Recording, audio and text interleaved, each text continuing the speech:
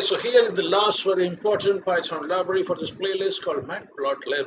Matplotlib is also used to plot the graph from the data analytics. So why it is different from NumPy, Matplotlib is used for the complex data analytics like scientific program or big engineering projects. So Matplotlib is a plotting library for the Python programming language, and it's numerical mathematics extension of NumPy. It provides an object-oriented API for embedding plots into applications using general purpose GUI toolkit.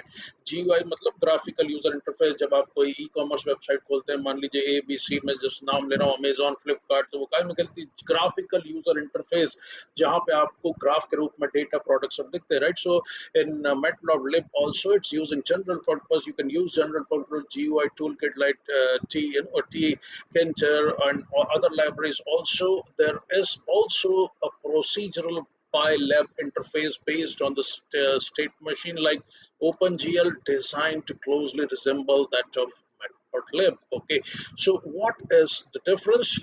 Matplotlib graphs are generally created for a very complex data set compared to the Seaborn, which can be utilized for comparatively easier data analytics program also. Okay, so we have covered all the four very important libraries. Now, what is left? Only one program. Let's jump and complete playlist, and we are going to complete this entire course with flying colors. Okay, here we go.